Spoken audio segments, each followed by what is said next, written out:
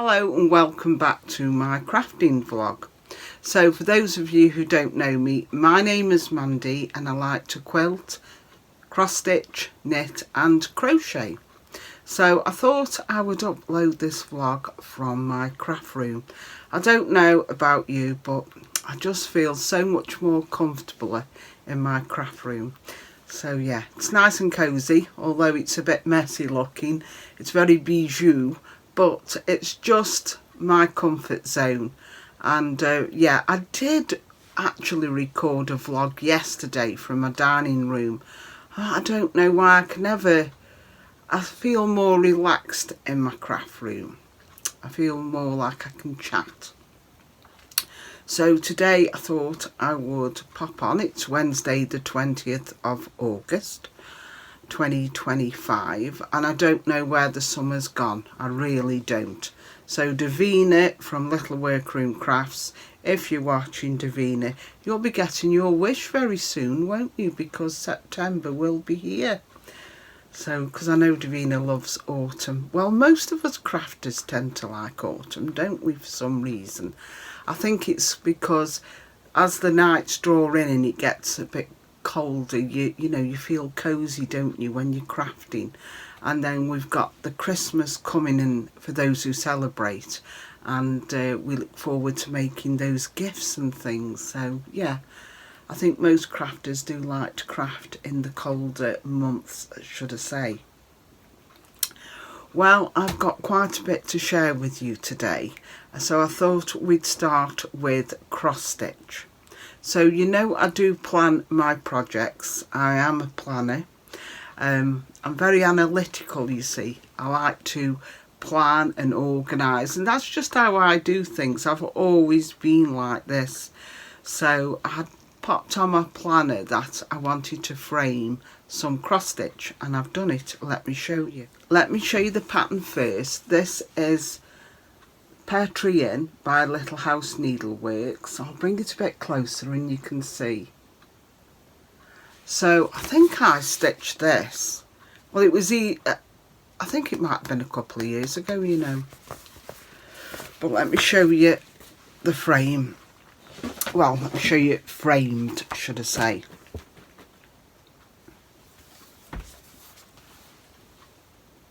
Now I do apologise, I knew there'd be a reflection, so I have taken a photograph of it on my wall. But there we go. I'm really pleased with how this is turned out. Let me just bring it back a bit and yeah. So if I bring it a bit closer, you just might see the linen there, and that was a lucky find in a charity shop. I think it was called Raw, R-A-W, and when I counted the threads it came to 32, so it was a 32 count. Now I used some DMC from my stash and a couple of threads from Weeks Dye Works, so they're all my own, you know, what I've chosen. So yeah, I don't think it's turned out too bad.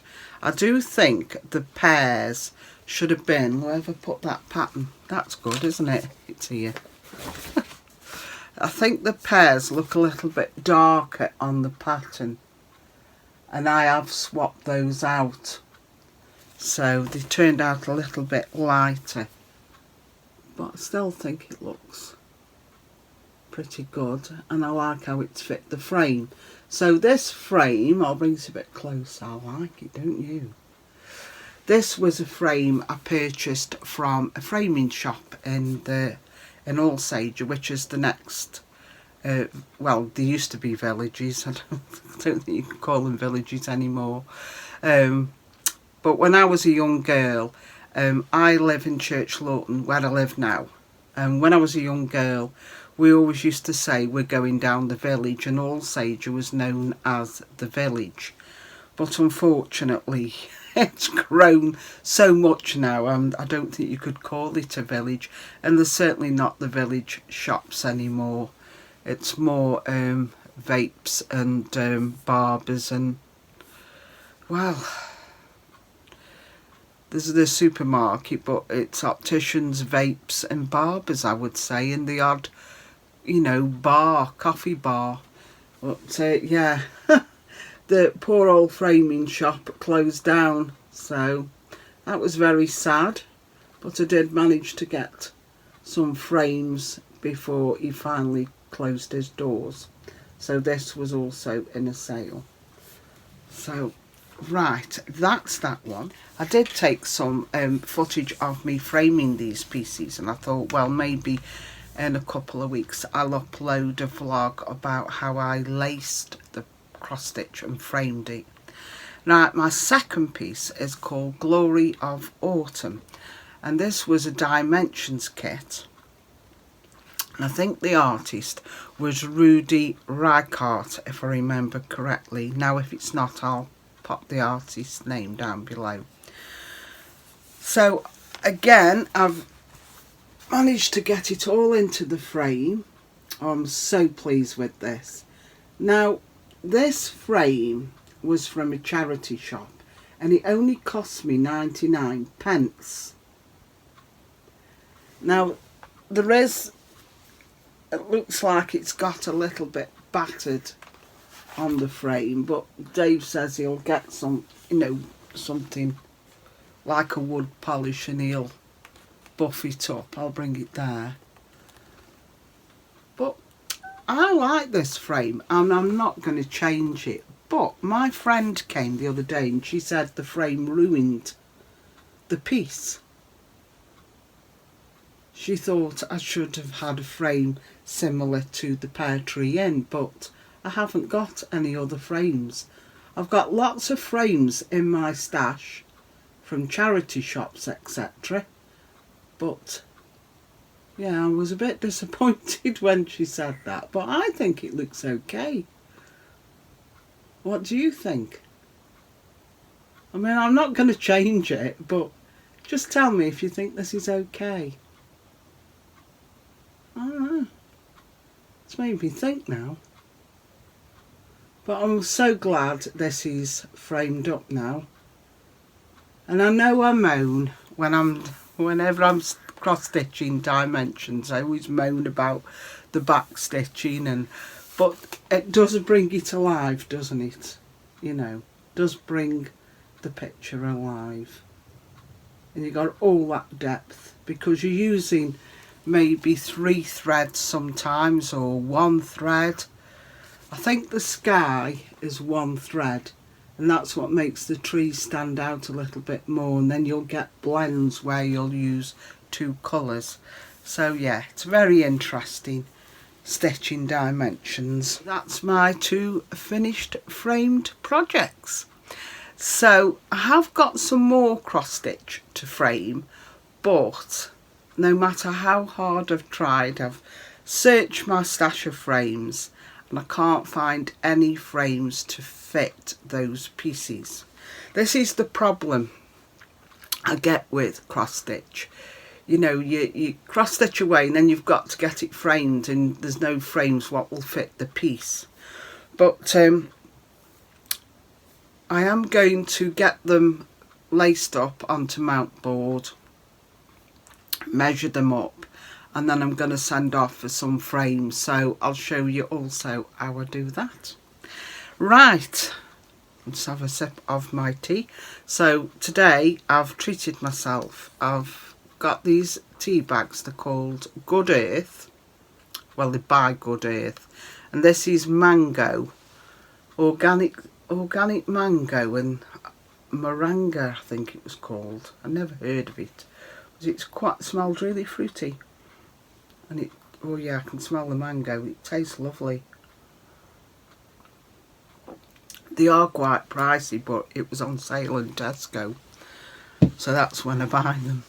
Right, whilst we're on cross stitching, I thought I would show you what I've been working on last week. So this is living in this lovely project bag I made, and it's called Sunflower Farm. I think the pattern is by, well, I know the pattern is by who the pattern designer is, but I don't quite know how to pronounce it. I think it's Quarry e Batte Quarry. So I've probably butchered that name, but still. And I've made this little needle book to go in my project bag. I love it. Right, let's show you. I've got my board here so I can show you professionally. Now, last week, or last time I spoke to you, sorry, I'd gotten this far. I'd just started to work on the house. I'd finished off these sunflowers and a minute, let's get it right. I'd finished these sunflowers off in the tub, and then I'd started to work on the house, which I'll bring a little bit closer and you can see. So I'll take a photograph actually, and that will be far better. But there it is. Oh, don't need to take a photograph, I've got it now. There we go. It's got this little sunflower on top of the apex, isn't it lovely? I've enjoyed stitching this house,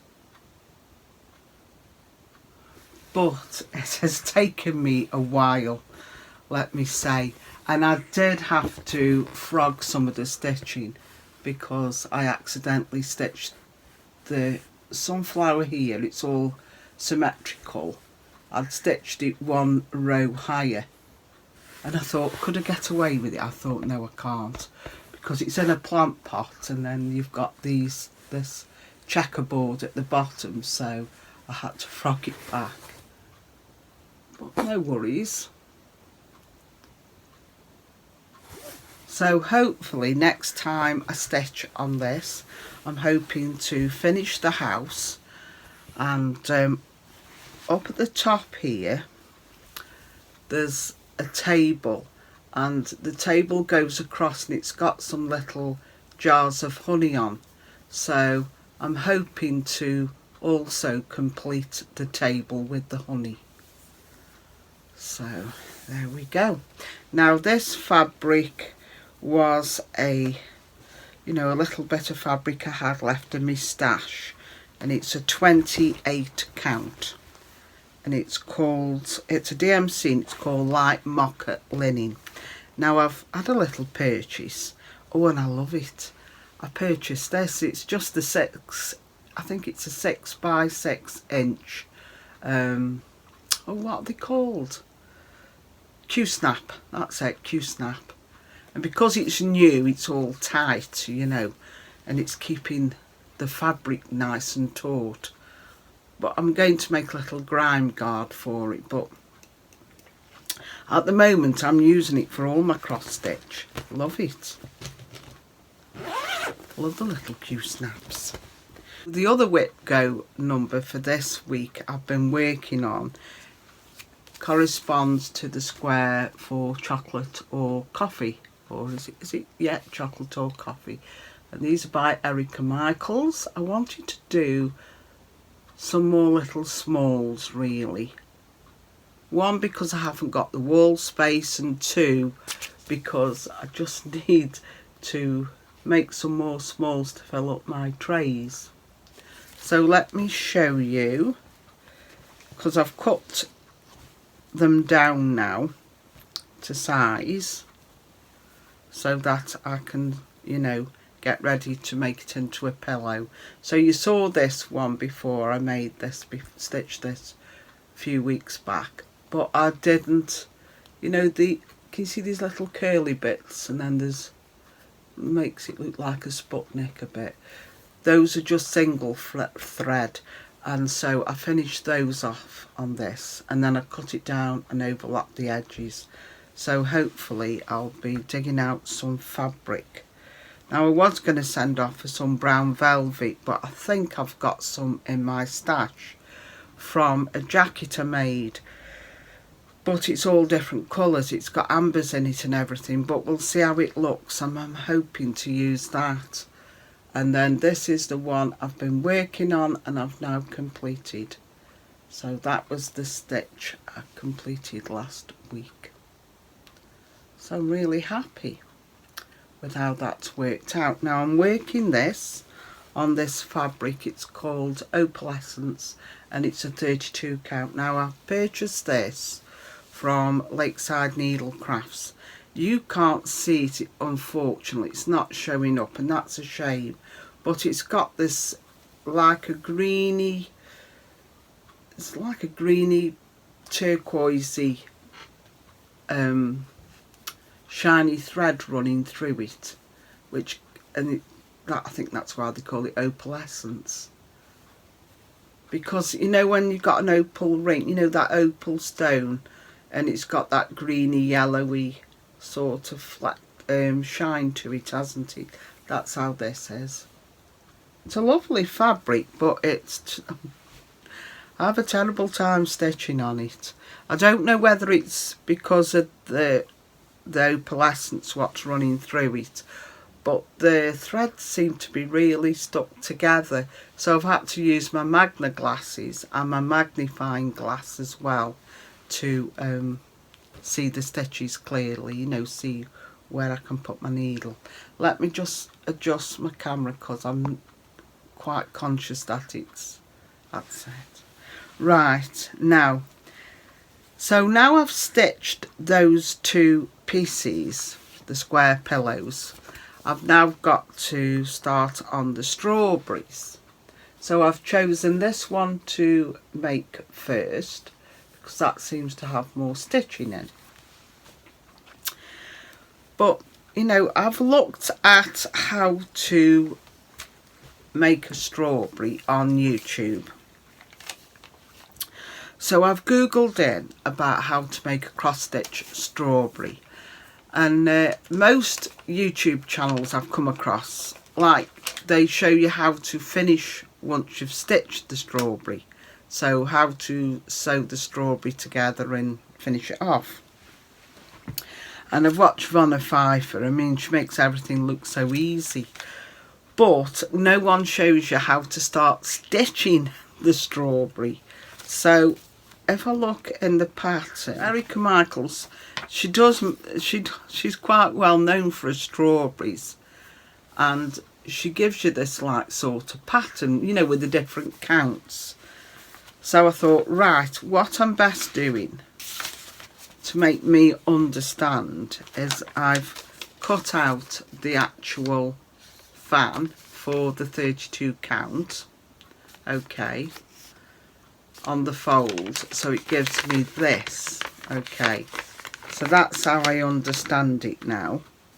And then this is the start of the strawberry. So basically, if I put that there, if I pop this on here, okay, we're whitening out now, but there we go. As you can see, that's how it is. That's how I understand it to be. So let me stand up, that's better. There. So let me start. So can you see how that's fanning out now? You see. So when I finish stitching, I'll cut round this fan. I'll finish it off on my overlocker. And then I shall stitch the strawberry together. And let's hope everything turns out okay. Now I have already purchased, and I'll show you this up here. I went to, near me we got a place called Trentham Gardens, and they have like a garden centre there. So I went to the garden centre with my daughter and I saw this box. I thought it's a bit pricey really for what it is, but then you know how it niggles and niggles and niggles at you, so we went back the next day, me and David, and I purchased it, and it's got this written on it: Le Chocolat Truffle Chocolat Patisserie. My French isn't very good, but it's just truffle and chocolates, isn't it? Pastries. So I thought this would look lovely with those pillows in it, you see. You know, the, oops, I've dropped something. You know, the chocolate and coffee pillows when they're made up. I'll pop them in there for a display. So I'm really pleased with this little purchase. And I can just pop that. Yeah, like it. So, there we go. That's what I'm hoping to do. I'll just pop it back. That'll go on my dresser or downstairs in the lounge, you know, and I'm thinking more Christmas and winter, because that's when we tend to drink a lot of chocolate, isn't it? Mind you, don't need any excuse. Eat chocolate, I don't. Right, okay, now I've got some knitting. I've managed to knit a few rows on my shawl. I nearly said scarf then.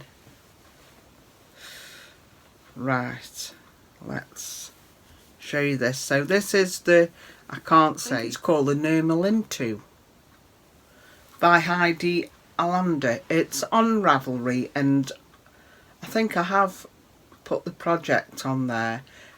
So my username on Ravelry is Pickety Stitch. So if you go on there, that'll give you the details. Okay, here we are. So I think last time I spoke to you, I think I've just finished this lace panel, but I've managed to knit this section here, another lace panel, and then this section here. I've only got, I think, 4 more rows to knit of this, and then I'll start on another lace panel. So the wool I'm using for this was a tale of two cities, I tell you. I got no swift, so I had to wind this by hand, and oh, got all tangled up the skein did. But this is from Coastal Colours. It was from the Buxton Wool Gathering a few years ago when I purchased this. So it's lovely, and it's like I say, it's a lace weight, I'd say. But like everything else, you buy a skein and then you don't know what knit with it, do you? So when I went to Florida, I purchased this because I'm thinking this would go with it, you see. This has got a stellina in as well. So both wools have got stellina in. But this is thicker. So I've had to hold two pieces of yarn together. Okay, so I've got, this is knit double. But the problem is I couldn't see my stitches, and this should be a garter stitch. Well, I'd got bob hope, I really had, of knitting double with the garter stitch. So what I've done is I've just stocking stitched. What I could have done is use this as the right side, couldn't I? I've got all threads on it. Could have used the purl side. That's what I could have done, but I didn't think at the time. But never mind. It's lovely and soft, I will say. It's very soft. So we'll see how we go. I think I've only got another couple of lace panels to do. And I think I start then making the picot edge border, or I could extend it if I want to, which I might do. And this is living in this project bag here that I made, and again it's a TILDA fabric. Right, my next project, and I will take a photograph of this on my mannequin, my dressmaker's mannequin. So this is some crochet now. So you may recall I was making my daughter a crochet cardigan, and I'd made all the squares and I'd started stitching it together. Again, I couldn't see with the black wool where to chain it together, you see. so I'm stitching it with a needle together, but it's turning out okay. Now she came up and tried it on. Only need to do 4 across the back, which I had done, but looking at other people's tutorials and cardigans and things, you should have 5 across, because this front is only going to be 2 squares across, so I need 1 spare on the back for a neck, if you know what I mean. So yeah, shaped like that so far. So I will show you on the dummy. Now when I tried it on it, okay, it was a little bit short, so we're thinking we might need to put another row around the bottom. But I might pop up tonight and just try it on it, because I might not need that extra row. Now my piece de resistance, and I don't know where the book is. It might be here. It is. Right, remember the old crafting springtime gifts by TILDA, and I wanted to make these delightful chickens here. Does she call them chickens, or does she call them hens? Hens. Right, there's another photograph of them. Now in the book it says to use a light or dark brown linen for the body, or a terracotta linen as well for the beak, comb and legs. So I thought, right, next time I go shopping I'll go to my local fabric shop and I'll purchase the linen. And then I thought, you know what, why am I doing that? I've got so much fabric, you know, knocking about in my stash, and I'm thinking it's a bit ridiculous. Now I know I am going to digress here. I've got all this brown fabric here, and there's quite a lot of this brown cotton, okay, and I'm thinking, why have I got all this? It's not something you'd buy really, is it, this colour for quilting with? And then I remembered it was for capes, so I purchased this from Abercorn's, years and years ago. And what it is, my middle daughter Carly, she goes to, well, she used to go to these festivals called the Just So Festival, and actually it's just down the road here, down the road from me, about a mile, to Road Hall at Roadeath. That's where they hold this Just So Festival, and it's usually on for 3 days.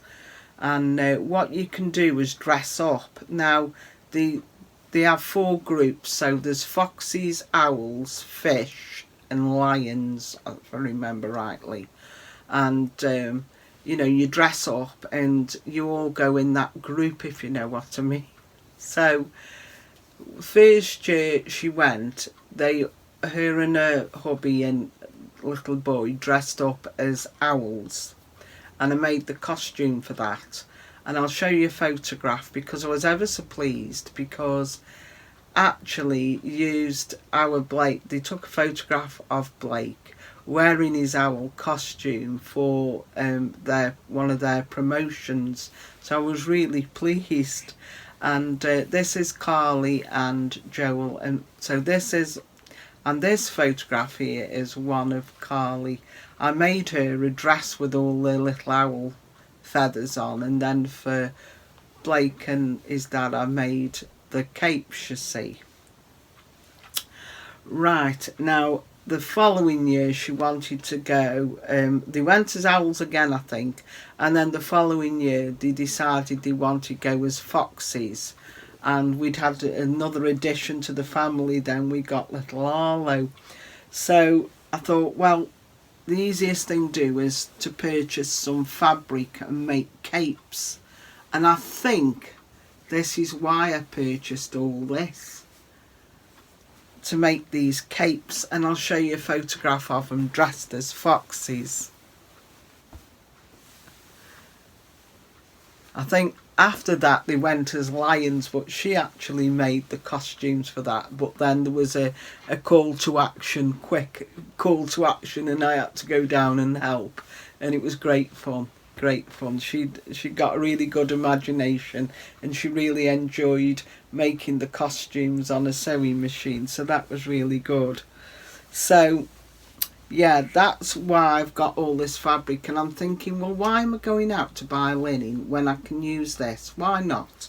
So that's what I've done. So this is the hen. Isn't she fabulous? I love her.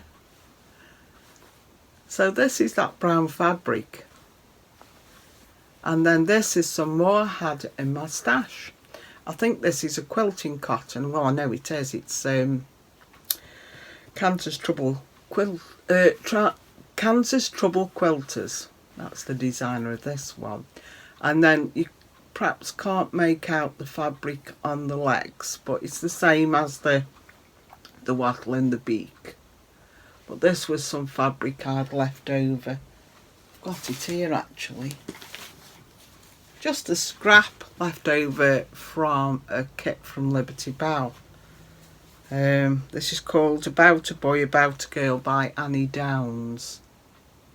And I thought, yeah, that was a rabbit I made, Mrs. Cottontail. So I thought, well, that'll do for the beak and the wattle. And then for some reason, I should have used the same for the crown perhaps, but I used some wool felt, a scrap of wool felt I had. So yeah. Now, on the picture, it does have, on this one, I chose to embroider the heart on, you see, with my machine, my sewing machine. It's got a function where you can stitch like, they're like little stars.